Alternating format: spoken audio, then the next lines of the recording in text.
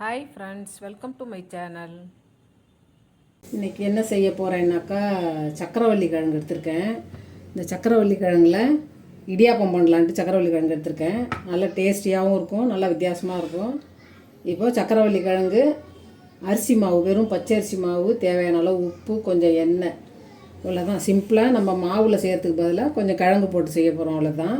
இப்போ இவ்வளவும் போடக்கூடாது. ஒரு 2 பேர் 3 பேர் சாப்பிட்ற மாதிரி மாவு எடுத்துருக்கேன், ஒரு கப்பு போல். ஒரு 2 கிழங்கு மட்டும் அவிச்சு எடுத்துக்கலாம். நல்லா சாஃப்டாக அவிச்சு மசித்து எடுத்துக்கணும். இதை ஃபஸ்ட்டு வேக போட்டுடலாம்.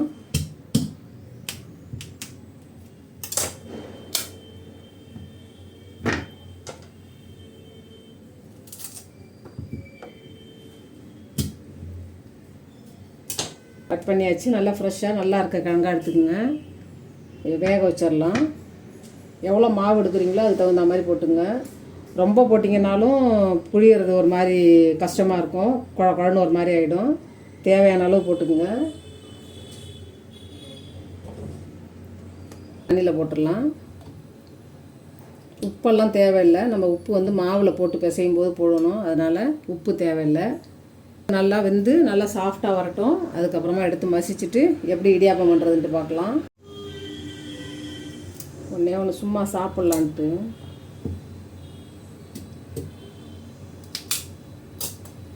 சும்மா சாப்பிட்றதுக்காக ஒன்றே போடுறேன். ஏன்னா சக்கரவள்ளி கிழங்கு, மரவள்ளி கிழங்குலாம் ரொம்ப பிடிக்கும் பாருங்கள். எனக்கு அடிக்கடி நிறைய சாப்பாட்டில் சேர்த்துக்குவேன் நான். ஏன்னா ஊரில் கிராமத்துங்களெல்லாம் நிறைய, அப்போல்லாம் நான் சின்ன பிள்ளையா இருக்கும்போது கிழங்கு நிறையா வரும், நிறையா சாப்பிடுவோம். அதில் என்னென்னலாம் பண்ணணுமோ எல்லாம் பண்ணுவோம். சக்கரவள்ளி கிழங்குல இருந்தாலும் சரி, மரவள்ளி கிழங்காக இருந்தாலும் சரி. ஆவலி கிழங்கு, மரவள்ளி கிழங்கு வாங்கிட்டு வந்துருக்கேன்.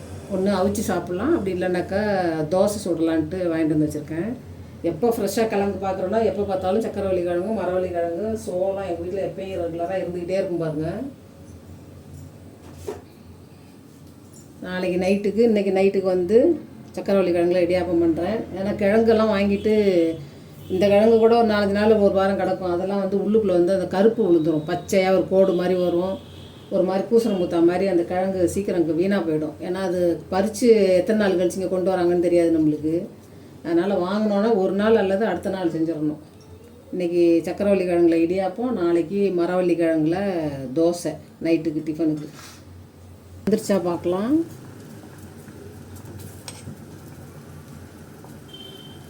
நல்லா சாஃப்டாக வெந்தால் தான் உங்களுக்கு நல்லா மசிக்க முடியும்.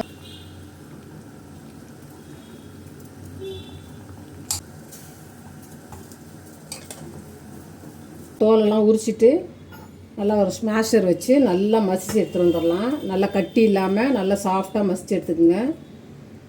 அப்படி இல்லைன்னா கூட சரியாக மசியலைனாக்கா மிக்சியில் போட்டுட்டு லைட்டாக ஒரு திருப்பினீங்கன்னாக்கா நல்லா சாஃப்டாக பேஸ்ட் மாதிரி வந்துடும். இதெல்லாம் எடுத்துடலாம். தோலெல்லாம் அதேமாதிரி வச்சு தோலை எடுத்துடலாம். ஏன்னா ஓட்டையில் அடைக்கும். இடியாப்பச்சில் நைஸாக ஓட்டை இருக்கிறதுனால அதில் அடைக்கும்.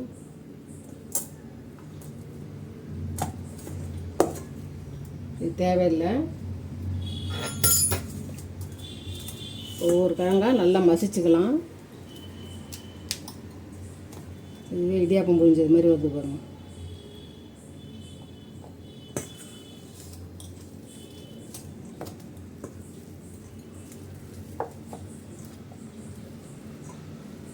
இப்போ எல்லா கிழங்கும் நல்லா மசிச்சாச்சு.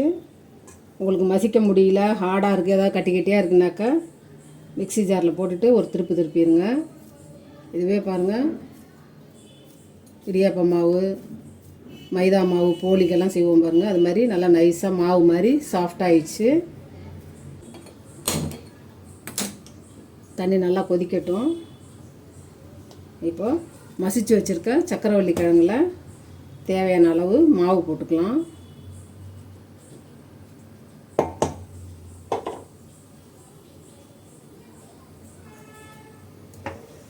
இதுக்கு தேவையான உப்பும் போட்டுக்கலாம். அப்படியே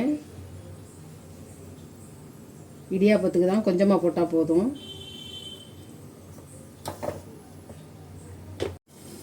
தண்ணி நல்லா காஞ்சிடுச்சு, நல்லா அந்த பபுள்ஸ் வர ஆரம்பிச்சிடுச்சு. போதும்.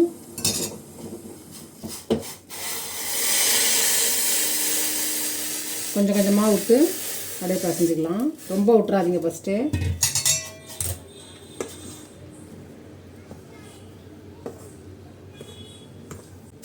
கிழங்கு போட்டிருக்கிறதுனால ரொம்ப தண்ணி பிடிக்காது, பார்த்து ஊற்றிக்கிங்க.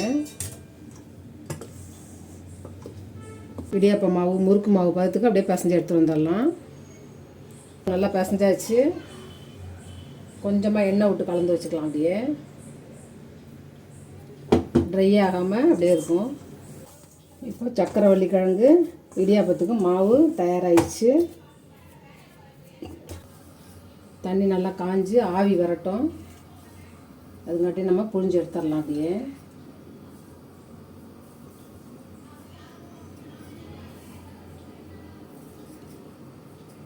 இலை இருந்ததுன்னா, வாழை இலை இருந்ததுன்னா போட்டிங்கன்னா டக்கு டக்குன்னு அப்படியே நல்லா ஈஸியாக எடுத்துடலாம். உள்ளுக்குள்ளே கொஞ்சம் எண்ணெய் தடவிக்கலாம்.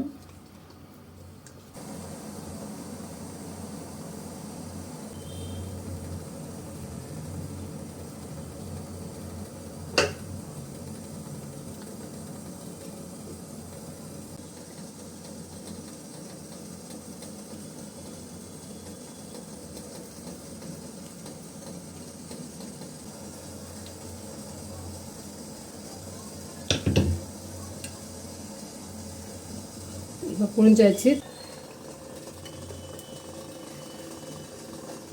ஒரு 10 நிமிஷம் ஆகட்டும். இப்போ 10 நிமிஷம் ஆயிடுச்சு. நல்லா வெந்துடுச்சு, எடுத்துடலாம். சக்கரவள்ளி கிழங்குல இடியாப்பம் சூப்பராக பூ மாதிரி வந்திருக்கு பாருங்கள்.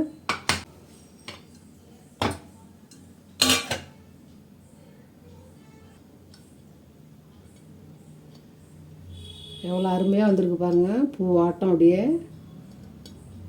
சக்கரவள்ளி கிழங்கு இடியாப்பம் சூப்பராக ஹெல்த்தியாக ரெடி ஆயிடுச்சு. இப்போ இதே போல் எல்லாத்தையுமே புழிஞ்சு எடுத்துடலாம்.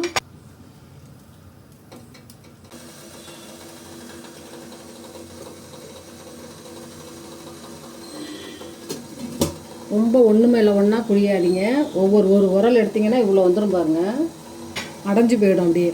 அதனால் ஒரு உரல் எடுத்திங்கன்னா ஒரு ட்ரிப்பு புழிஞ்சிட்டு விட்டுருங்க. ஏன்னா ஒரு 10 நிமிஷம் தான் ஆகும் வேகிறதுக்கு.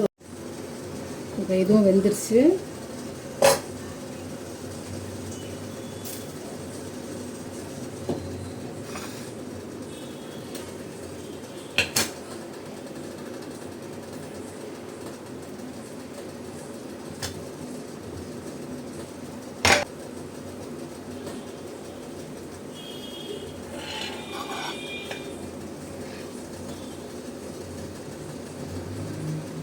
இதையும் புழிஞ்சாச்சு. இப்போ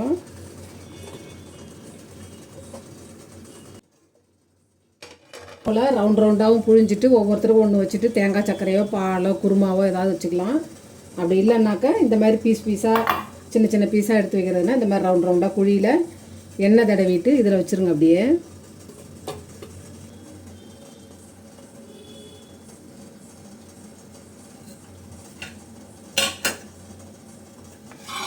சூப்பராக லேயராக இடியாப்பம் சுட்டு எடுத்தாச்சு. இப்போ இதுக்கு தேங்காய் துருவி போட்டுட்டு நாட்டு சக்கரை போட்டுட்டு எடுத்து கலந்து சாப்பிட வேண்டியதுதான். இதை காலைல டிஃபனுக்கும் சாப்பிட்லாம், நைட்டுக்கு டின்னருக்கும் எடுத்துக்கலாம். இல்லை ஸ்நாக்ஸ் மாதிரியும் ஈவினிங் டைமில் குழந்தைங்களுக்கும் ஏதாவது பசிக்குதுன்னா டக்குன்னு ஒரு கிழங்கை போட்டு, மாவு இருக்கும் எப்பயும் அரிசி மாவு எல்லா வீட்லேயும் போட்டு கொஞ்சம் பிசைஞ்ச மாவு 2 ஈடு புழிஞ்சு ஆறுக்கு கொஞ்சம் ஈவினிங் டைமில் ஸ்நாக்ஸாகவும் கொடுக்கலாம். இல்லை சேவை மாதிரி தாளிக்கலாம். இதை அப்படியே உதுத்து விட்டு கடுகு உளுத்தம்பருப்பெல்லாம் போட்டு வெங்காயம் பச்சை மிளகாய் கருவேப்பிலையெல்லாம் போட்டு தாளிச்சிட்டு இதை உதுத்துட்டு அதை உப்புமா மாதிரி அப்படியே கிளறி எடுத்துக்கலாம். எப்படி வேணாலும் நம்ம இதை யூஸ் பண்ணலாம். எப்படி நம்ம சேமியா சாதா இடியாப்பம்லாம் எப்படி நம்ம செய்வோமோ அதே மாதிரி எல்லாமே செய்யலாம். நான்வெஜ்ஜும் தொட்டு சாப்பிட்லாம், தேங்காய் பாலும் தொட்டு சாப்பிட்லாம், தேங்காய் துருவி சர்க்கரையும் போட்டு சாப்பிட்லாம். எப்படி அவங்கவுங்களுக்கு இஷ்டமோ அதே மாதிரி சாப்பிட்டுக்குங்க. இப்போ ஈஸியாக ஹெல்த்தியாக ஒரு சக்கரவள்ளி கிழங்கு வச்சு இடியாப்பம் செஞ்சாச்சு பாருங்கள், சூப்பராக.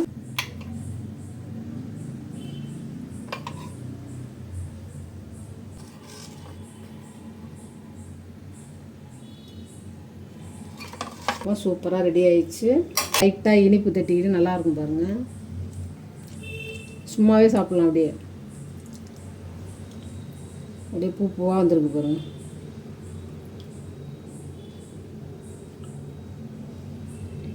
ட்ரை பண்ணி பாருங்கள், கண்டிப்பாக நல்லாயிருக்கும். ஒரு சக்கரவள்ளி கிழங்கு ஒன்று இருந்தாலே போதும், அழகாக 2-3 பேர் சாப்பிட்றலாம். நல்லா இப்போது சக்கரவள்ளி கிழங்கு இடியாப்பத்துக்கு தேங்காய் துருவி வச்சுருக்கேன். சாப்பிட்டு பார்க்கலாம். ஒன்று கொஞ்சமாக நாட்டு சக்கரை போட்டுக்கலாம். தேங்காய் பாலோ எது அவங்கவுங்களுக்கு என்ன இஷ்டமோ அது மாதிரி எதாவது போட்டுக்கோங்க.